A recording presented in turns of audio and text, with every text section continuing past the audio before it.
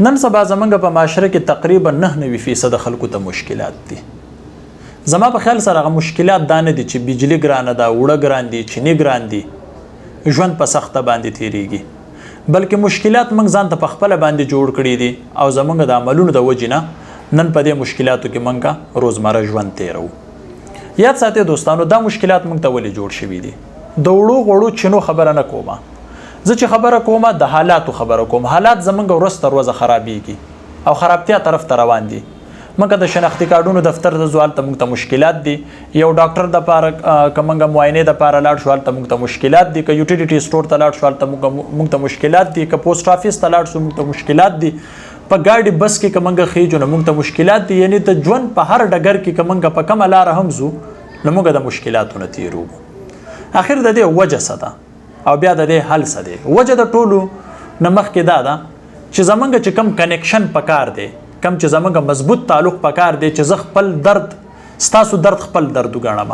څنګه چې ماته درد میلاویږي چې دا زه محسوس کم چې داسې بل انسان ته میلاویږي، څنګه چې ماته تکلیف میلاویږي هغه شانتي دا زه محسوس کم چې بل انسان ته تکلیف میلاویږي. یعنی زما د مال، زما د جان، زما د عزت چې څنګه زه کوشش کوم چې زه د دې محافظ جوړ شم، همدغه رنګې به زه کوشش کوم چې د بل انسان د مال، جان او د عزت هم محافظ جوړ شم.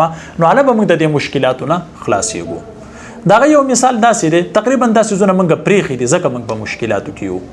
که موږ وګورو، که موږ ډاکټر له لاړ شو اپوایټمنټ دپاره، د معاینې دپاره لاړ شو، نو موږ کوشش کوو چې په هغه ځای کې موږ پیسې ورکړو او موږ مخکې شو. خو چېرې دا سوچ تاسو کړی دی چې دا کم خلک دغلته په دې قطار کې ناست دی، هغوی ته هم دغه شانتې تکلیف دی کم تکلیف چې تا ته دی. څنګه چې ته دردېږې دغه شانتې هغه دردېږي. خو زموږ دا احساسات تقریبا ختم دي او ورځ تر ورځه دا څیزونه موږ هیرو، نو ځکه زموږ معاشره خرابېږي. زموږ چې نوی کل را روان دي هغوی هم هغه طرف ته روان وي. ځکه چې موږ څه کوو نو هغه هغوی ته موږ مخې ته یږدو، هغوی هم په هغه لاره باندې ځي چې زما کاکا، زما پاپا، زما تره دا کار کوي، زه به یې هم کومه. همدغه رنګې دوستانو یاد ساتئ، یو ښه کنیکشن پکار دی. هغه کنیکشن داسې جوړېږي چې څه زه د ځان دپاره خوښوم پکار دی چې هغه زه د بل دپاره خوښوم. که زه د ځان دپاره فایده لټوم چې د بل دپاره فایده ولټوم. که د ځان دپاره یو ښه څیز خوښوم پکار دی چې د بل انسان دپاره هم خوښ کړم. که په یو څیز زه دردېږم پکار دی چې زه بل ونه دردوم، ما ته دا احساس وي.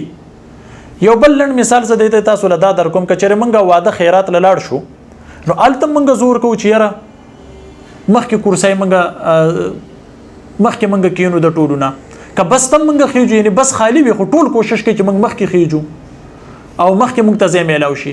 زموږ په ذهن کې عمده نیګیټیو سوچ دی، منفي سوچ موږ لرو کېدای شي ماته ځای میلاو نه شي. حالانکې دومره خلک بهر نه وي لکه څومره چې دننه زموږ دپاره ځای وي، خو موږ بیا هم خپلې منډې تړلې وو.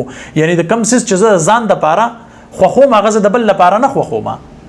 دغه شانتې که موږ پوسټ آفیس ته لاړ شو بل جمع کولو دپاره، نو په قطار کې به 100 کسان ولاړ وي، انتظار به کوي، خپل 100 کارونه به یې پرېښي او دغه یو ضرورت دی د هغې پوره کولو دپاره به د انتظار کوي. یو بل معزز سړی به لاړ شي او دا ټول قطارونه به پرېږدي، دی به په کاونټر هغه طرف ته لاړ شي.